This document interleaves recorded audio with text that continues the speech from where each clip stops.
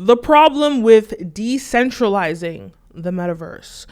People are super, super pissed off with Mark Zuckerberg for calling Facebook Meta, for trying to be the pioneer or the leader in the metaverse. And I predicted this, but people are already calling the metaverse Meta. That's problematic. That's exactly what I guess Facebook haters did not want. And that's what Mark Zuckerberg foresaw, his team, and that's why they called it Meta. Because now Facebook is going to be synonymous with the metaverse. That is like super, super smart, super dangerous because it's almost monopolizes the metaverse. A lot of people don't want Facebook to have the power that it has. A lot of people don't want that. I understand. I do not disagree. But ultimately, yes, I've made a few videos about, the mistakes that Facebook has made with social media and how they need to like tackle that before they move into the next phase. They need to figure out a way to fix what they've done with social media, causing, almost like I'll put it this way. Mental health issues have increased, depression has increased, suicide has increased, all because of like sort of Facebook's or Instagram's like fake standards that it puts out, especially for tweens. And then we talk about communication, like enabling riots, enabling like wars and dangerous activities in these like countries that don't have governments to really regulate Facebook or hold them accountable. So I've made a few videos about this. The Social Dilemma, the documentary breaks that down. So that's kind of people's fears. Like if this is what he's done with social media, or this is what Facebook has done with social media, for them to be the dominators, the leaders of the metaverse, the next phase, that's a scary thing to a lot of people because the metaverse is going to be so much more intimate, so much more connected to us than social media has been. And if you think about how connected we are to social media, that's pretty freaking scary. So people don't want that. But ultimately, I have to say, this idea of having a decentralized metaverse, it's just not going to fly. It's not going to happen because what does that really look like? To me, when you talk about a decentralized metaverse, to me, that tells me Windows computer versus Apple. But before we get into that, don't forget to like, follow, subscribe, all the above. It really pushes this video out in the algorithm and encourages me to make more videos. This video is brought to you by Brand Video Pro. We help brands and influencers scale their influence and sales. So if that is useful to you, head on over to our website, click the link down below, and find out how we can help you. You can book a one-on-one consultation with me. You could order our online course teaching you all about this stuff, content creation and all of that.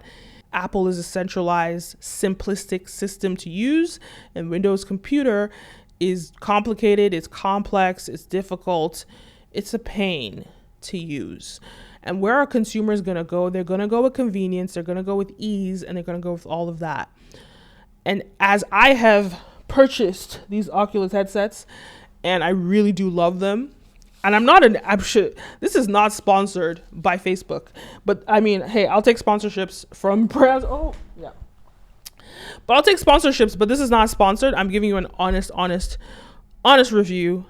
What I do love about Facebook's version of the metaverse or these Oculus headsets is that they have replicated the convenience and the user experience of Apple products in this metaverse space, making it simplified and easy to navigate. It's already difficult especially when you're starting out, it's already difficult to use the technology right, to figure out how to like place things, to figure out how to like control your volume, to do all these different things is super technical a little bit. So the idea that like having a decentralized system that makes it even more complicated to find new games, to move around, to go to, that is like, I don't know. So if somebody wants it decentralized, you have to create a system that is simplified.